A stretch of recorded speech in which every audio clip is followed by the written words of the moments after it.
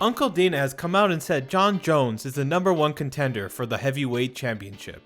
Jon will face the winner of Stipe Miocic and Francis Ngannou, who are set to fight sometime in March. Hypothetically, and I want to repeat this again, hypothetically, if Francis wins, Jon will make his debut against the Predator. Before Stipe fans dislike this video, this is hypothetical. I don't know if Stipe will lose the fight against Francis. This is just a hypothetical situation where Jon Jones would face Francis Ngannou for the UFC heavyweight title. Now that we got that out of the way, how does this fight go? Does Francis become the first person to beat and knock out Jon Jones? Or does Jon Jones replicate what he did at light heavyweight? Dominate. Before we go any further, make sure you hit the like button and subscribe to the channel. We do a weekly podcast and talk about breaking news in the UFC and MMA. We're almost at 1,000 subscribers and we hope you join us on this journey. Francis entered the UFC back in December 2019, where he won his debut via vicious knockout versus Luis Henrique. This would mark the beginning of a heavyweight like none other that we've seen. He was passing every test that was put in front of him. He would finish all 6 of his first 6 fights, which included both unranked and MMA legends. The title was the only option for Francis at this point. He was literally beating his opponents with barely breaking into the second minute of the first round. On his resume, he had faced strikers, wrestlers, grapplers, but he did not have Stipe on there. At UFC 220, Francis would fight for the title against the champ Stipe Miocic. Fans around the world were ready for Francis to continue on his hot streak and parlay it into a UFC title. Stipe combined a solid game plan, iron chin, and fighting ability into a decision win against Francis. Stipe would go for a single leg takedown and proceed to hit Francis with strikes while making Francis expend as much energy as possible when getting back to his feet. Stipe was able to get Francis down, but Francis was able to get himself back to his feet and immediately back to his game plan, which was going for the kill. This fight was basically a rinse and repeat of the first round, but as the fight progressed, Francis significantly slowed down and was not able to beat Stipe on that night.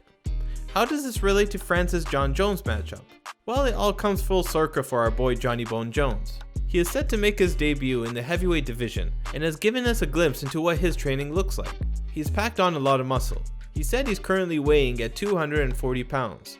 This in conjunction with training at a much heavier weight, Jon looks to become a legitimate heavyweight fighter in both skill set and also size. I think Jon Jones can implement a Jon Jones version of the Stipe strategy and finish Francis in this fight. Wild, right? At first doing this video, I didn't think I would confidently say that Jon Jones would beat the Predator. Like, look at Francis. He's an absolute monster of a man that literally looks like he could knock out any creature on this planet. Jon Jones is just too smart and Francis has too many holes in his game. Jon throughout his career has been beating opponents that looked unbeatable. He has beat opponents at their own games and has beat opponents in ways that we didn't even think was possible. Francis has shown the world that he's not going to get knocked out by any heavyweight. The man has never even been knocked down before. How can we expect Jon Jones to go in there and finish him? Well, I'll tell you how. Ground and pound. Jon Jones hits his opponents at a volume of diverse shots that come from all his limbs. He can throw from both orthodox and southpaw. He uses kicks, but mainly to the body and head, and he has the most accurate and brutal elbows in the game.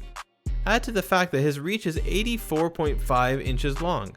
That's 1.5 inches longer than Francis's reach. In my opinion, Jon's greatest attribute is not his offense. Sometimes he gets lazy and uninterested when it comes to striking his opponents. He will default to the same combination or techniques that will still leave his opponent helpless. His impregnable defense is the most impressive part of his game. He has a significant strike defense of 64% against his opponents in his UFC career. He has an ability to just not get hit and makes his opponents miss him. But wait, there's more. Take his last 5 fights in the UFC light heavyweight division. He is constantly making his opponents miss and is continuing to do it at a very high level. Dominic Reyes only landed 44%, Thiago Santos 25%, Anthony Smith 54%, and Alexander Gustafsson 26% accurate. All of these fighters are much faster than Francis Ngannou, but they had a lot of trouble trying to hit Jon in their 5-round title fights. Francis, simply put, is a power puncher that does telegraph and wing punches from every angle possible. Opponents with excellent head movements such as Stipe and Jon Jones are able to see these punches coming and dodge them before they have any chance to connect. Problem is, when Francis does connect with a strike, it does put people to sleep. If Jon's ultimate defense breaks down for an instance, John has shown that he has an iron chin of his own. He has taken huge power shots from fighters like DC, Glover Teixeira, and Quinton Rampage Jackson, to name a few. Does that mean a punch from Francis just bounces off John's head without any consequences? Well, that's always going to be an X factor in Francis' fights, and is too unpredictable to say one way or the other. John Jones in this fight will be an automatic underdog. Whenever a lighter weight fighter moves up, they have trouble convincing the world that they can take the heavier opponent, let alone Francis Ngannou. However, John Jones will look to use Stipe's blueprint, but fine-tune it to fit with what John Jones can do. 1. He will let Francis initiate the fight, let him throw and telegraph his movements. Francis has shown that he is able to grapple and stand back up to his feet whenever taken down in the first round. The only real reason to take Francis down in the first round is to fatigue Francis quicker. 2. John will use a hit and run approach. He will use head movement and footwork to avoid shots from Francis, and then return with a single shot or short combos from range. This is because he doesn't want to start a firefight in the pocket and doesn't want Francis to get too close. 3. John Jones will go for a double leg takedown when Francis overreaches on strikes looking to hit John Jones in the head. I prefer him to go for a single leg takedown, but John has been hinting that he has plans to do a double leg takedown against the heavyweight division. But if John changes his mind and rather listen to me, I think the single leg is a much better avenue. This technique, John is able to go for trips. Also, he can transition to a clinch where he can throw short elbows and exit, plus make Francis use his balance to stay standing up and have to carry his own weight.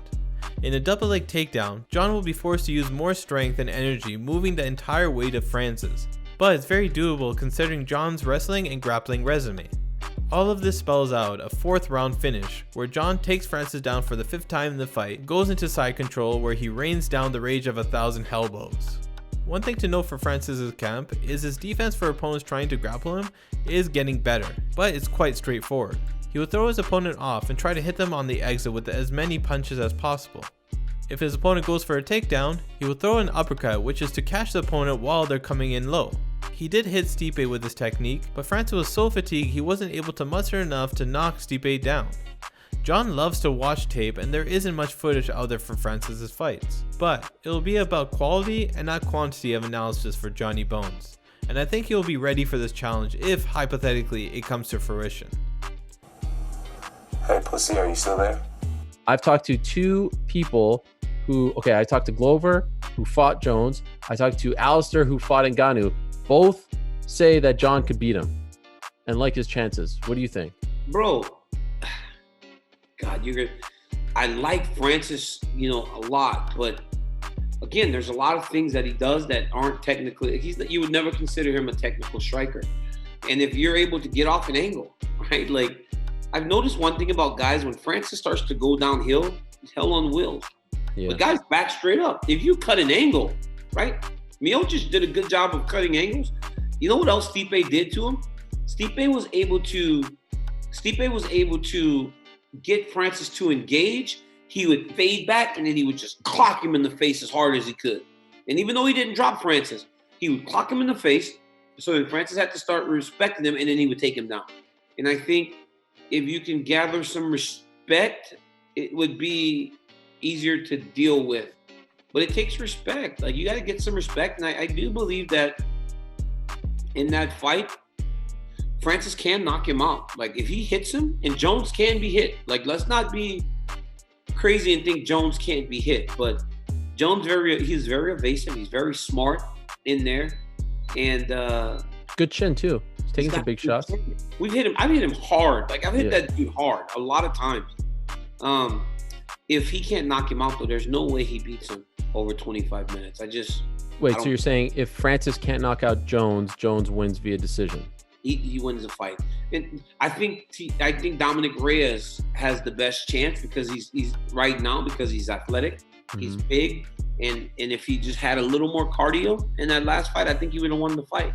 But if I was picking a favorite between Jones and Francis right now, I figure with the mind of Mike Winklejohn and Greg Jackson, they would figure out some sort of way to survive the early part of the fight. And then the threat goes from category 5 hurricane to category 3 hurricane over the course of 5 minutes. So if you like the video, make sure to press a thumbs up. And if you want more, subscribe to the channel for more videos like this and a podcast talking about the latest news and events in UFC and MMA. Follow our Instagram page and TikTok in the description below. We're almost at 1,000 subscribers and we hope you join us on this journey. Who do you think would win this matchup between Johnny Bones Jones and Francis Ngannou? Tell us in the comments below, hypothetically of course.